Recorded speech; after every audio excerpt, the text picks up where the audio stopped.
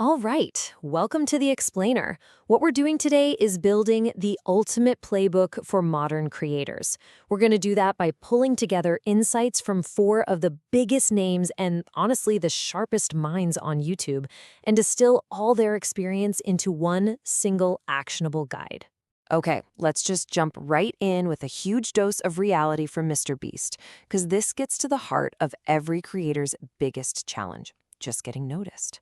It's a brutal truth, for sure, but accepting it is really the very first step toward actually succeeding. So, here's how we're going to tackle this. Think of it like building a complete creator's compass. First, we're going to establish the foundational mindset you need. Then, we'll design your strategic blueprint for actual growth. After that, we'll dive into the nitty-gritty tactical execution, what to do right after you upload. And finally, we'll talk about the most important part: finding your own unique direction in this whole chaotic space. Okay, first things first, let's start with the absolute foundation. Before you even think about strategy or tactics, success really begins up here in your head. It starts with your core beliefs about what it even means to be a creator today. You know, Mr. Beast says the biggest thing holding you back is your own ego. And look, he's not trying to be a jerk here. He's just being incredibly direct. You have to be able to accept that your early work, well, it probably isn't as good as you think it is. This mindset shift is just so critical because it forces you to commit to this journey of constant, relentless improvement with every single video, instead of just kind of throwing stuff out there and hoping for the best. And this is such a crucial point. We have to stop blaming this mysterious algorithm. It is not some black box that you have to trick.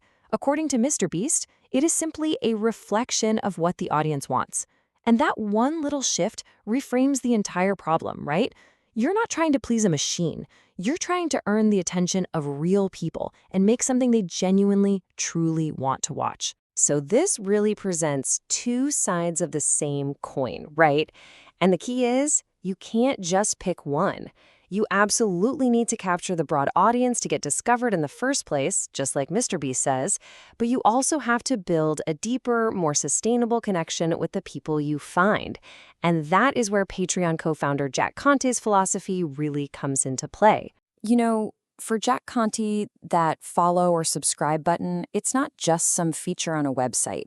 He sees it as this profound, almost magical shift for artists. I mean, he went from playing shows in completely empty bars to suddenly having a direct line to people who had literally raised their hands and said, "Yes, I want to see what you make next." That's the magic he's talking about. And that idea leads perfectly into the next level beyond just a simple follow, cultivating what are called true fans. These are the people who don't just watch, they participate. They're the ones who buy the merch, they show up for the live streams. They really form the economic and, just as importantly, the emotional engine of a career you can actually sustain for the long haul. Okay, so once that mindset is locked in, how do we actually build the blueprint for growth? How do you architect a real plan?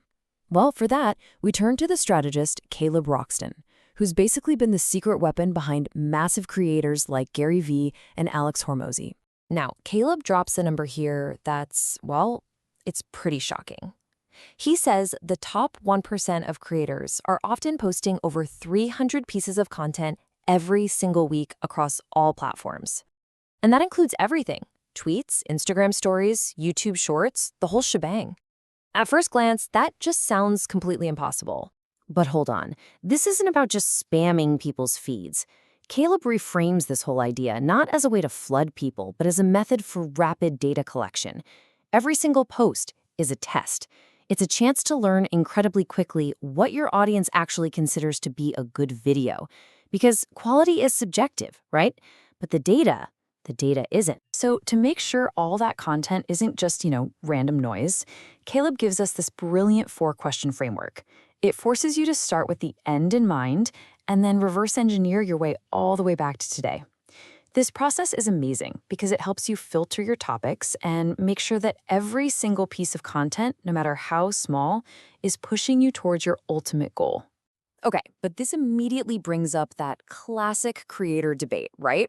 If you're posting 300 times a week, what about quality? It really feels like we're getting conflicting advice here. So let's see how Mr. Beast's philosophy fits into this whole strategic puzzle. So at first glance, Mr. Beast's view looks like the total opposite, right? He's all about concentrating all your effort on one massive breakthrough video. But here's the thing, they're not conflicting ideas at all. Caleb's volume strategy is for learning what works.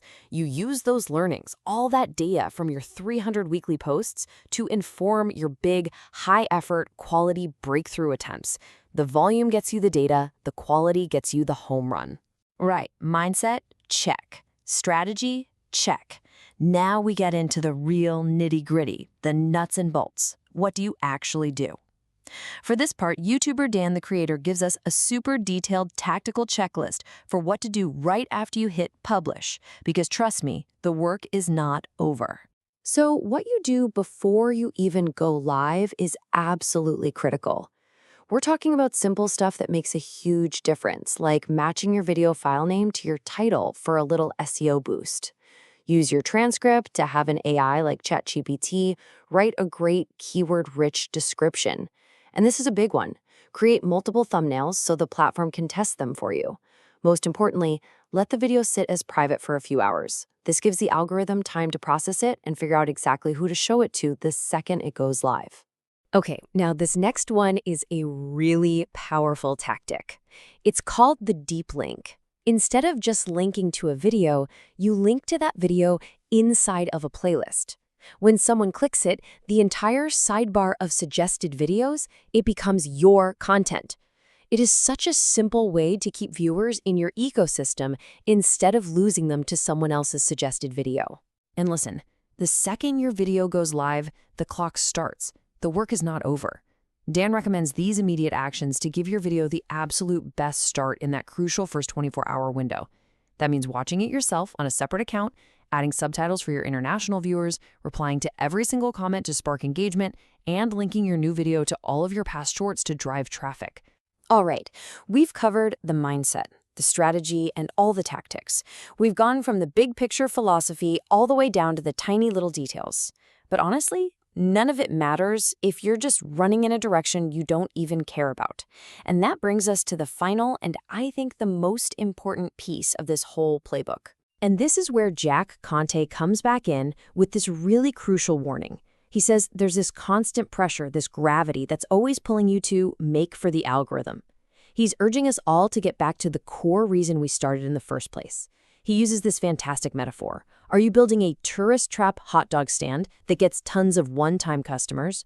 Or are you building a beloved local restaurant that people come back to again and again because they trust the quality and the soul behind it? And at the end of the day, that's really the question that ties this whole playbook together. The tactics, yeah, they'll get you seen. The strategy will help you grow. But your own artistic purpose, your why, that's the only thing that's going to give you a career that actually feels fulfilling. It's the only thing that's going to keep you going when the views are down and the comments are tough. So what is it that you truly want to say?